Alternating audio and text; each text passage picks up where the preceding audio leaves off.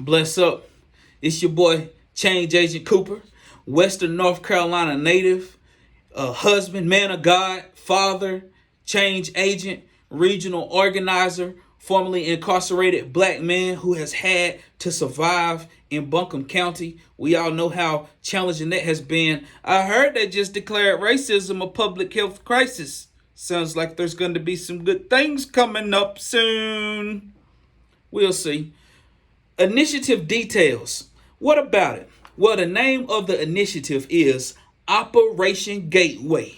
OG. Where did I get Gateway from? Well, thinking back to me being an 80s baby, remembering the first computers that I was seeing, y'all remember Gateway computers, but it ain't got nothing to do with Gateway computers. I heard somebody I highly respect say, don't be a gatekeeper, be a gateway. And when I heard that, I ran with it, of course, but Operation Gateway. OG. And what we're going to do is we're going to intentionally recruit people from those underrepresented populations and place them in opportunities to get trades, skilled trades, places in advanced manufacturing, talking about healthcare, on-the-job training. We're going to intentionally recruit from the black community. We're going to intentionally be all up in the city schools, in the county schools, wanting to know who's not on this college prep track. Maybe everybody ain't meant to get 4-year degrees, right? Some people need to get a job. Don't just get any job. You ain't gotta just wash dishes, bruh. You ain't gotta just be a laborer, bruh. Let us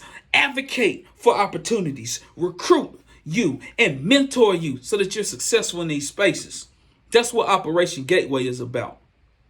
And we're not limited to, just people getting out of prison. We're really wanting to focus on the 18 to 24-year-old population because there was another nonprofit that was in existence that was working with them that's no longer operating. So we have to have solutions for them. And many of us credible messages from the community, we feel the pull of the community. We get the phone calls. I need you to talk to my nephew. Hey, do you have any options for my daughter? All the people that's reaching out, and Operation Gateway is coming in to specialize in this unique approach for recruiting people who have been overlooked in the past. That's where Operation Gateway comes in. Community and population. Tell us about the community you work with. Well, those who are socially and economically disconnected. Through my own networks, the people that I know and the people that they know, will be able to intentionally recruit from certain places. Let's talk about the achievement gap. Let's talk about Asheville City Schools. Let's talk about Buncombe County. A lot of the students I know, the young boys that I know, if they ain't playing ball, they don't really, a lot of them, they're not really, everybody's not built for the college prep style. This CTE has to be implemented and it has to be enhanced. But it takes a unique program like Operation Gateway, people who have credible messengers in the community to provide these opportunities directly to the community so that they can trust it and then work directly with the workforce to make sure that people can survive in these spaces. Because we all know if the culture of the workplace ain't diverse, it could be challenging for the individual to excel there. It don't matter if they gangster. It don't matter if they well-spoken and articulate. It can be a challenging situation. So Operation Gateway is going to be there to mentor not just the people that we recruiting and sending to work, but we also going to mentor the hiring managers and the HR folks. It takes a village. And I know this from my track record working and managing an award-winning program at AB Tech, upscale Western North Carolina. And what I noticed over time was people were starting to go in jobs, but there takes some more mentoring for them to be successful. And my phone was always blowing up, but it was hard to scale up because I was in a box. And God didn't intend for me to be in a box. So the issues that have been impacting the community I work with is they just haven't been considered. You look at the outskirts, Pisgah, Inca, out there in Henderson, North Henderson, places like that. That's where these manufacturers have typically recruited from, those high schools. But our kids have been funneled into cosmetology for whatever reason. No shade to cosmetology because we need cosmetologists. But it's time for us to offset and have our students be able to get into these apprenticeships and be in high school making $16 an hour at these advanced manufacturing locations. Yeah, it's a real thing. You ever eat ice cream on Patton Avenue at the Freeze? You see all them big old trucks revved up. Some of them got Trump flags. Some of them got American flags. Some of them got rebel flags. Oh my God. But a lot of them young boys, they go to them high schools where they were taught this shop stuff. They're going in the shop, learning to work with their hands. Does that mean they're any better than our kids? Nah. Do you think they were happily going into those programs? Nah. But they had Paw and Uncle Jed to offset it. Even when their parents wasn't pushing them and encouraging them and cheerleading them, they had Pawpaw and Uncle Jed to offset what was missing in the family unit. And that's where Operation Gateway comes in. And it's bigger than Philip Cooper, or as Wesley Snipes said, it's bigger than Nino Brown, because we're going to recruit credible messengers from the community to work with these students, to mentor them so that they can go into these places and be successful. It's time out for us always trying to get people to volunteer. People in Asheville ain't got time to volunteer. They already working a couple of jobs to survive here. We know that. I volunteered as much as I could, but just picture if we could have these people who are credible messengers, respected men and women in the community, providing a service, and they're contracted to be mentors. What if we did that? There is Operation Gateway. Activities. Please describe the activities you have planned for your initiative.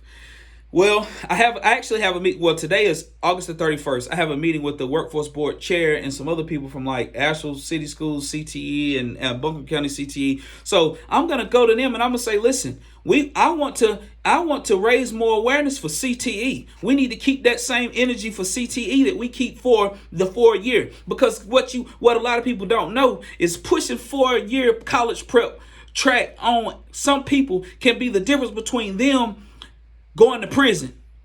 Because if you pushing college on somebody that's already not into the educational system like that, and then in their mind, the only thing they see is of success is if they go to get a 4-year degree, and then they're not feeling the educational piece, the next thing you know, you have shut down a person all the other opportunities because they already not considering the vocational trades anyway. And the next thing you know, they hanging out in the hood, ready to sell something. So here we come to offset that. Operation Gateway, OG. And the activities will consist of course, your boy being all in the schools. I'll be wearing my J's, my snapback, speaking that slang with them, talking to them regularly. Like, you going to college? What you going to study in college, homegirl? What you going to study in college, bro? What's your major? Oh, word. Do you want to go to college or do you want to go to work? I mean, what do you really want to do? You want to go to college? Oh, you want to work, you want to make money. So what kind of work do you want to do? You don't know. Then Operation Gateway, we connect them to a career counselor. The next thing you know, we have these relationships with counselors all over the place. We already have the relationships with the workforce, and then we can funnel our youth into these opportunities that have upward mobility. And I know a lot of people I went to high school with, they went off and got the 4-year degrees, came back home, and they ended up right at the community college because I was working there, helping them with their enrollment steps. Hello, let's see. Impact.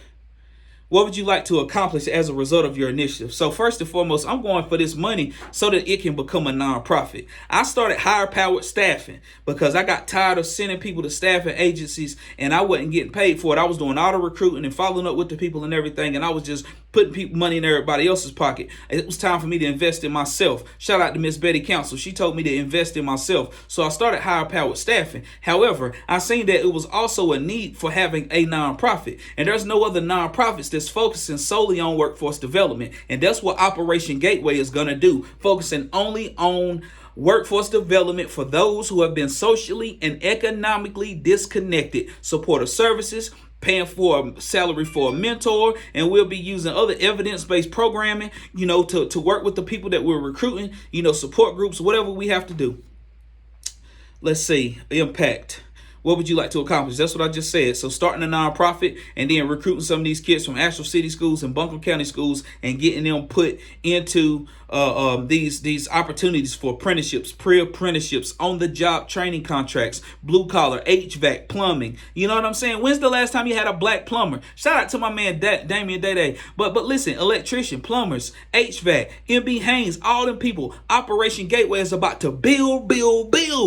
And we're gonna recruit and mentor, and we're not looking to do crazy numbers. We're looking to do significant quality. It's all about quality, not just quantity. And we want to empower our youth. And with the last nonprofit that was in place that was working with this population, I gave that nonprofit some ideas. You feel me, about what sectors that we could have been focusing on. and nobody listen, and it's cool. You feel me? I'm used to that. Being a black man with a criminal background and less education, sometimes when I speak, nobody listens. But I have a proven track record now, and I have the connections to make this happen. Operation Gateway, OG. Systems change, interrupt, and reimagine.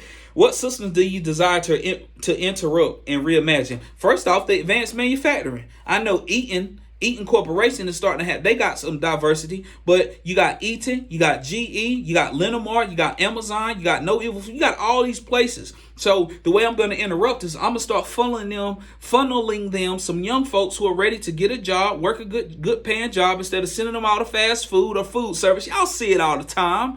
You know, it's more opportunities in Asheville than just fast food service, and hotel work, especially for our youth that's getting out of high school. But I'm going to interrupt that. You feel me? And we're going to start getting these young men, getting them to become plumbers and electricians and HVAC and CDLs, heavy equipment operators, and Operation Gateway. OG is going to be overseeing those efforts as far as recruiting. And we specialize in the arm. Not trying to show off my guns because I done got chubby anyway. But ARM stands for advocacy, recruiting, and mentoring. That's what we do, and that's how we're going to interrupt, disrupt, and reimagine. I can reimagine having more black-owned construction companies, more black-owned CDL driving companies, dump trucks, whatever, getting these contracts, electricians, black-owned. And we're going to start them young the way they do everywhere else. But a lot of times they had to have additional support from the family to push them through these opportunities. But a lot of our kids, a lot of our young adults don't have that additional support because they come from single parent households a lot of times, right? So we're going to come in, and since they ain't got Pawpaw and Uncle Jed, Operation Gateway, OG is going to come in to offset that, handle the advocacy, recruiting, and mentoring. Collaborators, tell us who you are currently working with in partnership with. So we got the Workforce Development Board. We got the Chamber of Commerce. I just started my relationship with Emory Electric and got my first person on with them, Emory Electric. We got, of course, the Community College Housing Authority of Asheville. You know, they have, there will be a significant amount of young people who I'm going to be recruiting from there and providing that additional mentoring, offsetting the absence of Pawpaw and Uncle Jed. Y'all like that, Pawpaw and Uncle Jed? Collaborators, who are you currently working with? But those are the main ones. And then it relates to manufacturing. Let's go East Fork Pottery. Let's go No Evil Foods. Let's go Eaton Corporation. Let's go GE Aviation. Let's go City of Asheville. Yep. We about to run a whole program with the City of Asheville. I want a contract, and I want my young people to be working in those temp seasonal positions that they can't keep filled anyway. And we're going to put our people in those positions. And then on Fridays, we're going to run personal development, life skills training with them. And we're going to make sure the City of Asheville pays them an hourly rate while they're doing the life skills, personal skills things on Fridays. That's a whole program. I got it from SOAR. SOAR is located in Winston-Salem. I got a contact there. His name is Troy Sneed. He's a black man. He told me the game. He gave me the layout. So that's another thing that we're going to do. You can take that. You can highlight, cut that, and paste that back in the activities. My bad. Evaluation. What would be an indicator of success for your initiative? Once we become an official nonprofit and secure some grants, Dogwood Health Trust, WNC Bridge, coming at all of them. I know they have some priorities for youth and workforce development and even racial equity. And this has got racial equity written all over it, especially as it relates to workforce development. You know how many people I have worked with to get out of prison, and especially young black men that ain't got no skills at all, hadn't really had a job. Well, here we come to the advocacy, recruiting, and mentoring to get them in these jobs. Some of the data we can collect is how many people have went into these jobs from these sectors that we just listed. Yeah, and we can break it down by Asheville City Schools, Buncombe County Schools, and formerly incarcerated. But we can break it down by census tracts, however you want to break it down. But that's how we're gonna do the evaluation and certifications gained. If this company says they want you to go through the certified production technician training, we'll count that certificate, or however y'all want to do it. CDLs gained, because CDLs is a part of the heavy equipment operator, so we'll be tracking those credentials as far as evaluation is concerned. And also, I would like to at least have 3 contracted mentors from the community, because I know a lot of men that do the best they can to volunteer their time, but now we're going to contract their services. for mentoring, right? So we're not going to ask you to volunteer, my brother, my sister. I understand that you're busy working 2-3 jobs trying to survive in Asheville. So this mentoring piece right here is going to be a little side additional stream of income, participating in the economic mainstream. We're not going to ask you to volunteer your time anymore because we know how hard it is in Asheville. And the viewer of this probably also knows, you got to work multiple jobs to live in Asheville. I love my city, you know what I'm saying, I love my state, but I'm telling you, Asheville high. And multi-year funding. Oh, multi-year funding. Hold on now. I hope I don't get disqualified for this. Ain't no transitions. Y'all said no special transitions. So it says, if you were funded in the past, how do you see this year's funding on what CoThinkk has previously funded you to do? You see this? That's me, Tony Shivers, and Michael Hayes. Thank you for funding us several years ago. I appreciate that. At that point in time, us three there was a company that was an organization that was meeting with us, and they were picking our brains. You can ask Michael Hayes this story. They were picking our brains. And one day I told my bros, I was like, look, bro, they picking our brains for ideas. We need to be coming up with our own stuff. And since then, so thank you. I'm not going to get emotional, but thank you, because when you gave us this award, it showed us that people seen us. It showed us that people seen our work and they believed in our work. And we were no longer getting pimped, poverty pimped. You feel me? These three gentlemen right here, Philip Cooper, Michael Hayes, Tony Shivers, since then, Tony done started his photography business, and he been doing his motivational speaking and groups on the side. And then you got Michael Hayes. He started the Umoja Health, Wellness, and Justice Collective. You know what I'm saying? A whole nonprofit. And I was able to start higher powered staffing. We split this 3 ways because we knew we all had the juice, and what y'all gave us, hallelujah, the resources we need to start pushing further. And since then, we got a track record, y'all. This is a success story for y'all right here. Shout out to my bros, Michael Hayes and Tony Shivers. But it says, if you were funded in the past, how do you see this year's funding building on what CoThinkk has previously funded you to do? So y'all funded us to step into our true calling and invest in ourselves. And that's what we did with that. Whether it was us working on credentialing, or whether it was us finishing up a training so that we could move, or having a consultant to start a business. But I'm going to tell you something right now. This year, I got my mind made up and I'm focused on one thing. And that's workforce development for the socially and economically disconnected, and recruiting, being intentional about recruiting from diverse populations, adding that mentoring piece after we connect them to these opportunities with upward mobility. We all know there is a demand for blue collar skilled trades right now, and it ain't going nowhere. And y'all know it. It ain't going nowhere. The demand for blue collar. And guess what else ain't going nowhere? The manufacturing sector ain't going nowhere. You talking about people that was getting laid off during COVID? I know plenty of manufacturers that was still hiring, even ramping up. And it was people reaching out to me trying to get these jobs. But I'm just one man. But when Operation Gateway comes into play, we're going to be able to go after grants that pertain to just that. What I've seen is nonprofits that have a lot of things involved in what they do. With Operation Gateway, we want to focus on one thing. We don't want to have a big old long catalog. We want to focus on one thing. And like I said, there's a nonprofit that was recently whatever happened, and that 18 to 24-year-old range has to have something coming in to replace that, so that our people who gonna get left behind, so that we don't get left behind. And we need someone to bridge the gap. And that's where Operation Gateway comes in. And I'm gonna end with this. I've been in this field for a while now. Some of y'all know me. And I've fought the good fight. I've went to meetings, disrupted the meetings, been told no, been told wait, been told no, been told wait.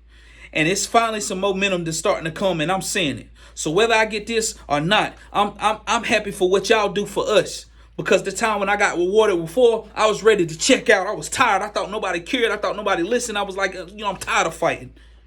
But when y'all gave me that award back then, that showed me that somebody was believing in me and somebody seen me. You hear me? And been going hard ever since. So with this, I'm telling you right now, Operation Gateway, ain't gonna be no gatekeepers. We gonna open the door wide open, and we gonna funnel our people into these opportunities to get some skills, some trades, buy a house and live in their city, because they deserve it the same way them boys on the outskirts do. My name is Change Agent Cooper, and I'm not the answer, but I'm for damn sure the alternative.